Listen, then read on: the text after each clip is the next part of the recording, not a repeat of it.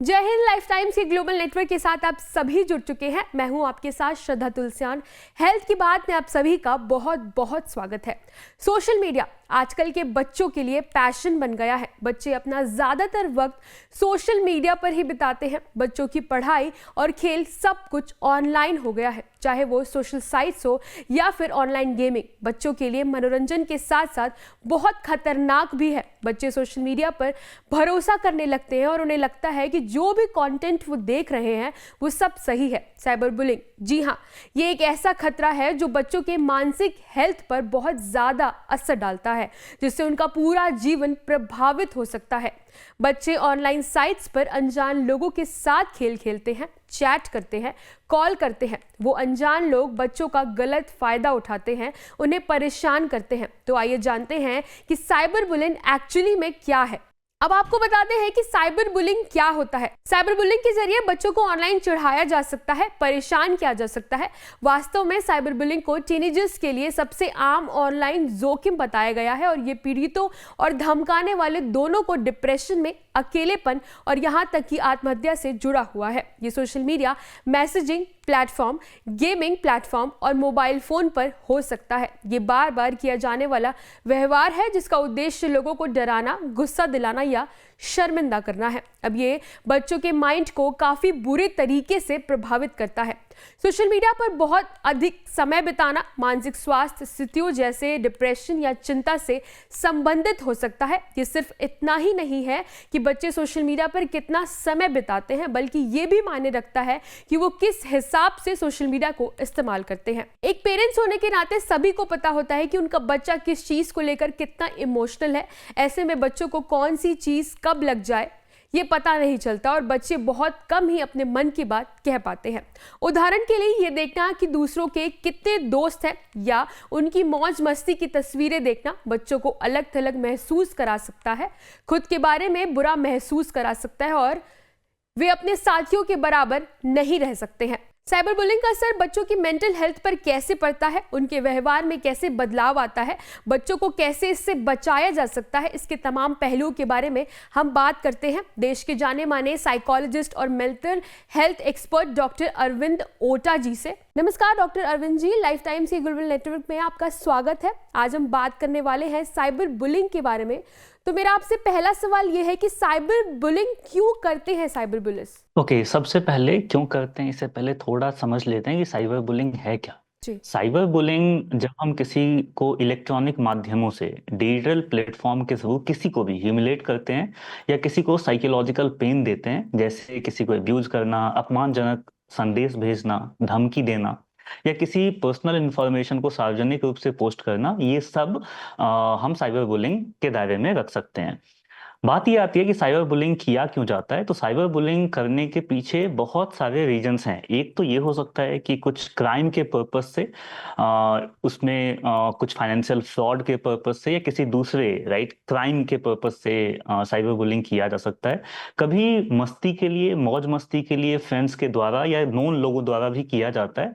But यहाँ एक चीज जो समझना बहुत इंपॉर्टेंट है, इसका साइकोलॉजिकल पर्सपेक्टिव कि साइबर बुलिंग होता क्यों है। चाहे कोई नोन करे जेलस की फीलिंग से या कोई इंडिविजुअल क्राइम की वजह से, होता यह है कि हम इंडिविजुअल उस प्लेटफॉर्म पे बहुत ही सहज रूप से किसी दूसरे इंडिविजुअल को बुलिंग के लिए या क्राइम, दूसरे इंडिविजुअल के साथ क्राइम करने के लिए अपने आप को सहज पाते हैं जब हमारी आइडेंटिटी छिपी रहती है।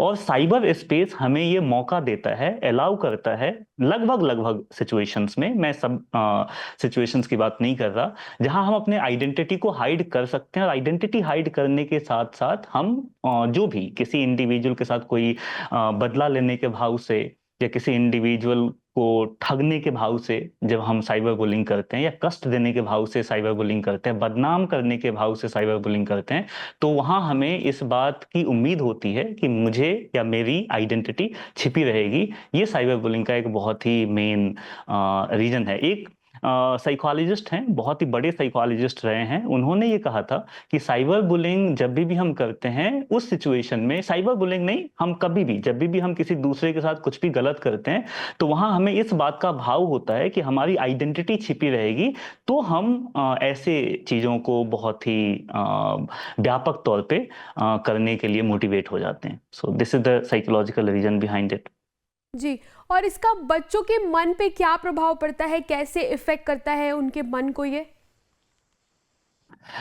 इसको दो भाग में हम डिवाइड कर लेते हैं। जब हम बच्चों की बात करते हैं तो बच्चों पे इसका बायोलॉजिकल इफेक्ट भी होगा और साइकोलॉजिकल इफेक्ट भी होगा।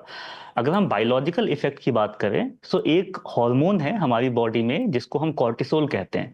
तो जब भी कोई बच्चा साइबर बुलिंग में अपने आप को पाता है तो उसका कॉर्टिसोल लेवल बढ़ जाएगा, जिसकी वजह से वो हमेशा फाइट एंड फ्लाइट मोड पे रहेगा, या बहुत लंबे टाइम तक फ्लाइट एंड फाइट मोड पे रहेगा। फ्लाइट और फाइट मोड से मतलब ये है कि इंडिविजुअल हमेशा अलर्ट रहेगा, जिसकी वजह से उसमें स्लीप डिस्टरबेंस होने की प्रॉब्लम हो सकती है। और हमारे मस्तिष्क का एक हिस्सा है जिसको हम प्री फ्रंटल कॉर्टेक्स कहते हैं।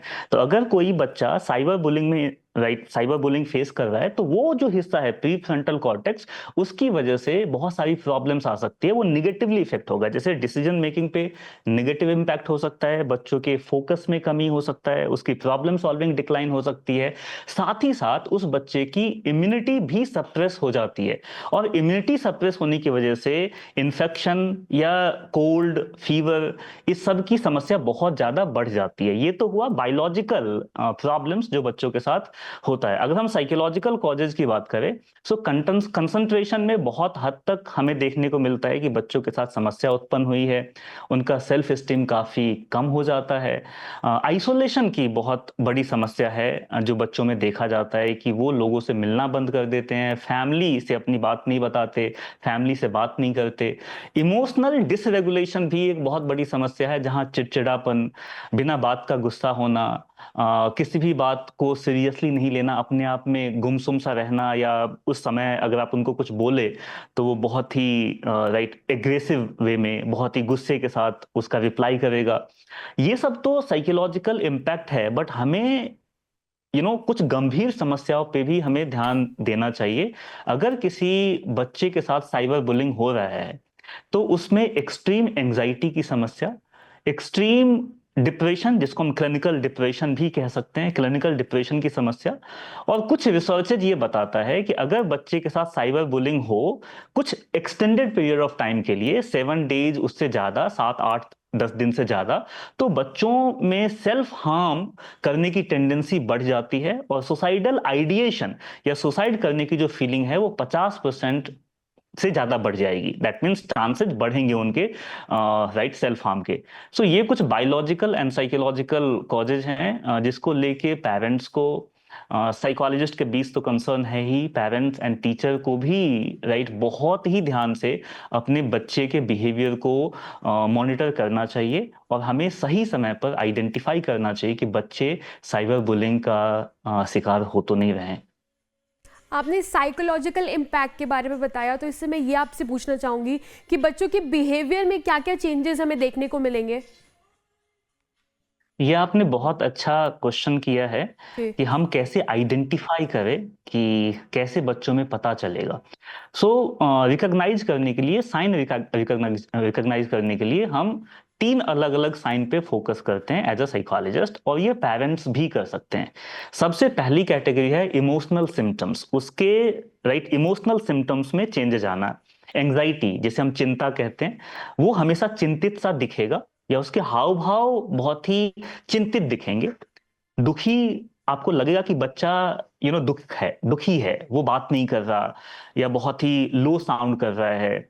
वो मूड स्विंग बहुत ही सडनली रिफ्लेक्ट कर रहा है, लाइक वो बैठा हुआ है, suddenly you just tell them a general thing कि ये कर लो, या क्या खाना है, पानी पीना है क्या, बहुत छोटी छोटी बातों पे they are presenting aggressiveness, mood swing बहुत ही प्रोमिनेंट हो जाना, और अपने दोस्तों से अलग थलग रहना, विड्रॉल फील करना, पेरेंट्स से बात नहीं करना, घर में अकेले अपने कमरे में अकेले बंद रहना।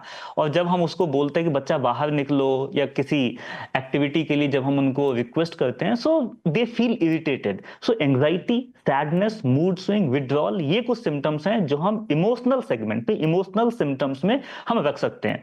इसके साथ ही कुछ बिहेवियरल चेंजेस भी हैं जो बच्चों में देखने को मिलेगा। जो बच्चा जिस प्लेटफॉर्म को, और हम यहाँ ये बात करना बहुत इंपॉर्टेंट है कि जब भी हम साइबर बुलिंग की बात करते हैं, हमें लगता है कि साइबर बुलिंग सिर्फ सोशल मीडिया पे हो सकता है, बट साइबर बुलिंग के बहुत सारे केसेस जो हमारे पास आते हैं वो सोशल मीडिया के साथ साथ गेमिंग, ऑनलाइन गेमिंग के माध्यम से भी बच्चों के साथ साइबर बुलिंग होता है। बहुत सारे ऐसे गेम्स हैं, एग्रेसिव गेम्स हैं, in those games unknown individual abusing them and unknown individual mentioning something that is really humiliating.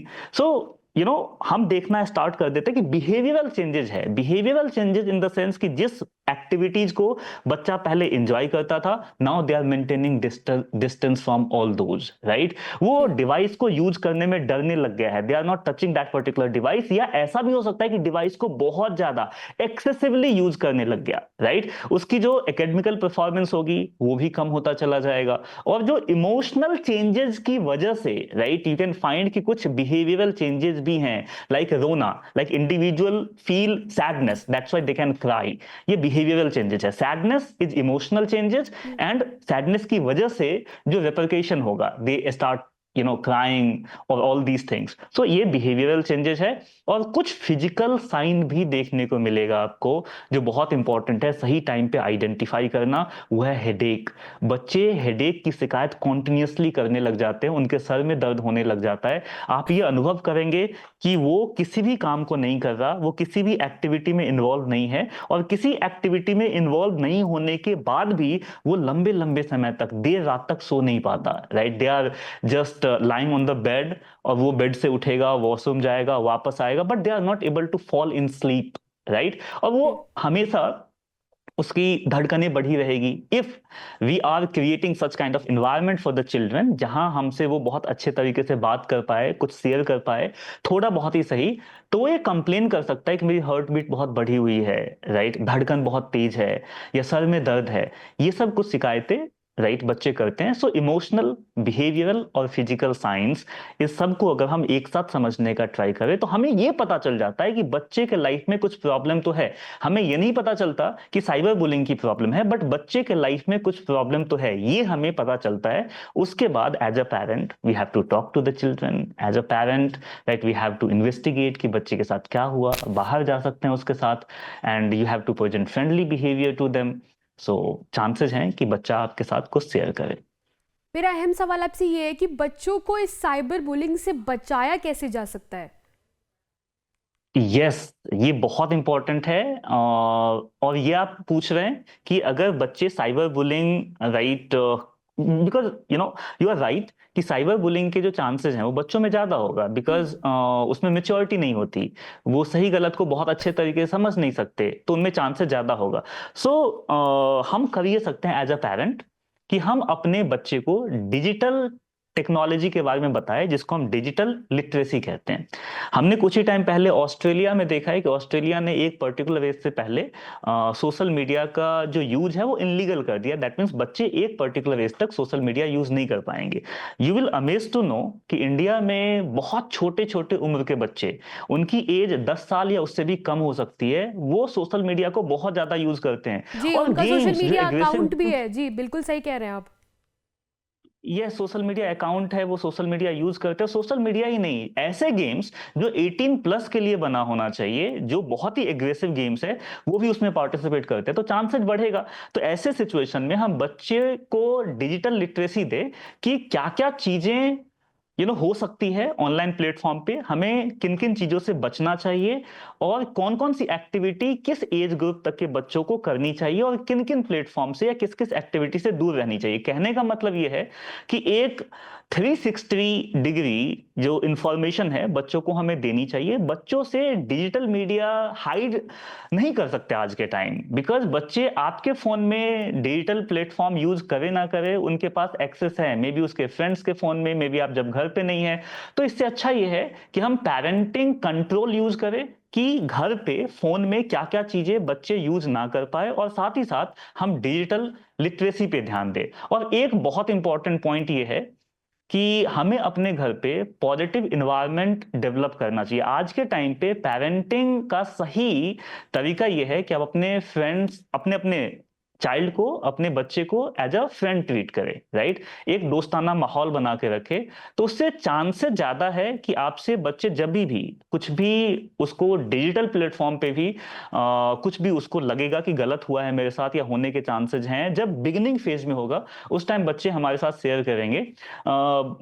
हम सबको पता है कि इंडिया में ज्यादातर बच्चे अपने पेरेंट्स के साथ शेयर नहीं करते, खास करके उस सिचुएशन में जहां right sex related right abuse की बात हो, जहां बेसिकली हम बात करते हैं कि फाइनेंशियल रिलेटेड क्राइम की बात हो। अगर किसी बच्चे के साथ मोर स्पेसिफिकली अगर फाइनेंशियल रिलेटेड क्राइम हो रहा है as well as sex abuse related problems हो रहे हैं ऑनलाइन, तो रिसर्च भी ये दिखाता है कि हम अपने पेरेंट्स के साथ, बच्चे हमारे पेरेंट्स के साथ वो चीजें डिस्कस नहीं करते। तो बच्चों के साथ एक दोस्ताना राइट माहौल बनाना या एक दोस्ताना संबंध बनाना कि जब भी उसके साथ इस सब तरीके की चीजें हो तो वो बच्चे हमारे साथ वो डिस्कस कर ले। और लास्ट बट वेरी इंपॉर्टेंट कि आपको भी अपनी जो हैबिट है उसके थ्रू एक एग्जाम्पल प्रेजेंट करना पड़ेगा बच्चों के सामने। एक लिमिट सेट करना पड़ेगा कि डिजिटल टेक्नोलॉजी को बहुत ज्यादा प्राइवेटली यूज नहीं करना होता। यूजुअली ये है कि जब भी हमें डिजिटल टेक्नोलॉजी यूज करना होता है, तो पेरेंट्स की ही बात कर रहा हूं मैं, हम अपने आप को सेपरेट कर लेते हैं और बिल्कुल एकांत में। I am not saying about the work that you are doing on digital technology, अगर वर्क ही वहां है तो करना ही पड़ेगा, but for recreational purposes, for fun, right, हम अपने साथ कुछ टाइम स्पेंड करने के लिए या इंटरटेनमेंट के लिए ही सही, हम सोशल मीडिया या किसी भी डिजिटल प्लेटफॉर्म को एक सेपरेशन में यूज करते हैं। हमें ये थोड़ा बहुत चेंज करना पड़ेगा और हमें खास करके बच्चों को एक एग्जाम्पल बच्चों के लिए सेट करना पड़ेगा कि अगर आपको डिजिटल टेक्नोलॉजी यूज करना है तो उसको भी आप बंद कमरे में नहीं कर सकते, आपको बंद कमरे में नहीं करना है, एटलीस्ट ऐसी जगह पे करना है जहां पेरेंट की एक्सेसिबिलिटी हो, पेरेंट कभी भी आप तक पहुंच पाए और वो देख पाए कि आप उस प्लेटफॉर्म पे, अपने कंप्यूटर पे, अपने मोबाइल पे क्या कर रहे हैं। सो ये कुछ चीजें हैं जो हम ध्यान रख सकते हैं एज अ पेरेंट। जी बिल्कुल। एज अ पेरेंट आपने बात की, बहुत सारी चीज़ें बताई, तो पेरेंट्स का अहम रोल क्या होता है कि बच्चों को साइबर बुलिंग से वो बचा सके, अपने बच्चों का आगे जाके ध्यान रख सके इन सब चीज़ों के लिए? दो तीन चीजें हैं जिसको हमने ऑलरेडी डिस्कस किया। एज अ पेरेंट सबसे पहला रोल तो हमारा यही होना चाहिए कि बच्चों के लिए एक ऐसा इन्वायरमेंट हम सेट करके दे जिसमें बच्चे किसी भी बात को पेरेंट से डिस्कस करने से पहले हिचके ना, चाहे कुछ भी हुआ हो। बच्चे को आपको ये क्लियरली मैसेज देना पड़ेगा कि चाइल्ड, आपके साथ कुछ भी हो, आई एम हियर, कितना भी बुरा हो जाए मैं यहां हूं तुम्हारे लिए, और कभी भी जजमेंटल नहीं होना बच्चे के सामने या बच्चों के लिए। सो एक ऐसा इन्वायरमेंट क्रिएट करना जहां बच्चे किसी भी बात को अपने पेरेंट के साथ डिस्कस करने से पहले कुछ भी ना सोचे कि पेरेंट क्या सोचेंगे या वो मुझे जज करेंगे। सबसे बड़ी प्रॉब्लम यही है कि बच्चे के साथ कोई क्राइम होता है, साइबर बुलिंग होगा या किसी भी तरीके का फ्रॉड होगा, बट बच्चे अपने पेरेंट के साथ बताते नहीं है, पेरेंट्स के साथ शेयर नहीं करते। आप इमेजिन कीजिए कि बच्चे कितना डिस्कंफर्ट और कितना पेन फील करते हैं जब उनके साथ इस तरीके की प्रॉब्लम हो रही हो और वो किसी भी इंडिविजुअल से वो अपनी प्रॉब्लम शेयर नहीं कर सकता। जब वो अपने फैमिली में शेयर नहीं कर सकता तो आप कैसे इमेजिन कर सकते हैं कि वो अपने टीचर के साथ शेयर करेगा। मान लेते हैं कुछ टाइम के लिए कि वो अपने बच्चा अपने फ्रेंड्स के साथ, अपने दोस्तों के साथ वो बातें शेयर कर भी रहा है, तो क्या दोस्त इस कंडीशन में है, क्योंकि उसी का एज 12, 13, 14 और 15 साल है, तो उसके फ्रेंड्स भी तो इसी एज ग्रुप में होंगे, क्या उसका फ्रेंड या उनके जो दोस्त हैं क्या वो इतना मैच्योर हैं जो सही सजेशन दे पाए उस एज में? Definitely not. सो पेरेंट्स को ये सबसे पहले तो ये समझना होगा, और ये सिर्फ साइबर बुलिंग के लिए नहीं, राइट? हमें फैमिली का एनवायरनमेंट, अपने घर का एनवायरनमेंट ऐसा क्रिएट करना है जहां बच्चा कितनी भी बड़ी प्रॉब्लम करके आए या बच्चे के साथ कितनी भी बड़ी प्रॉब्लम हुई हो, वो डिस्कस करने से पहले एक बार भी ना हिचके। सबसे पहला तो यही करना। और दूसरा, आप जब भी अपने बच्चे को एक्सेस दे किसी भी डिजिटल टेक्नोलॉजी का, तो उसके साथ एक लिमिटेशन डिसाइड करें। लाइक आप सोशल मीडिया हर टाइम यूज नहीं कर सकते, किस किस टाइम सोशल मीडिया का यूज करना है और किस किस टाइम यूज नहीं करना। घर में कुछ जगह ऐसा डिसाइड कर सकते हैं कि आप सोशल मीडिया यूज नहीं कर सकते, आपको यूज नहीं करना ऐसी जगह पे सोशल मीडिया या कोई भी डिजिटल टेक्नोलॉजी। तो ये कुछ बाउंड्रीज है जो हम बच्चे के लिए डिसाइड कर सकते हैं, उसकी वजह से साइबर बुलिंग के चांसेस कम हो जाएंगे। एक एग्जांपल लेते हैं, बच्चा अगर आइसोलेशन में अकेले बंद कमरे में कुंडी लगा के रूम को बंद करके अगर टेक्नोलॉजी का यूज नहीं कर रहा, राइट, अगर वो ऐसे जगह पे टेक्नोलॉजी यूज कर रहा है जहां एक्सेसिबिलिटी है पेरेंट्स की, तो ऐसे कंडीशन में चांसेस थोड़ा कम होगा। आज के टाइम पे तो आप देखें कि सबसे पहला ऑब्जेक्ट बच्चा भी, I am not talking about the adult भी, as well as children too, first thing that they are holding in their hand that is mobile phone.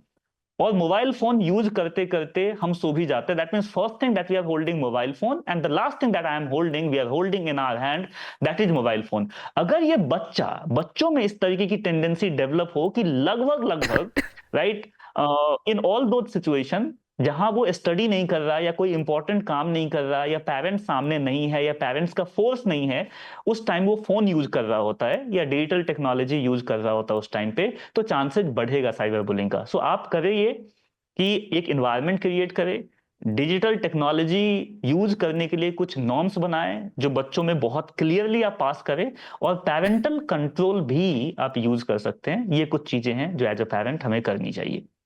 जी बिल्कुल बिल्कुल, बहुत बहुत धन्यवाद सर आपका हमारे साथ जुड़ने के लिए और हमारे दर्शकों को इतने विस्तार से इस बारे में बताने के लिए। जो भी पेरेंट्स दर्शक हमें देख रहे हैं उनको इतनी सारी जानकारी देने के लिए आपका बहुत बहुत धन्यवाद। Thank you. Thank you. आज की वीडियो में इतना ही। देखते रहिए लाइफ टाइम्स।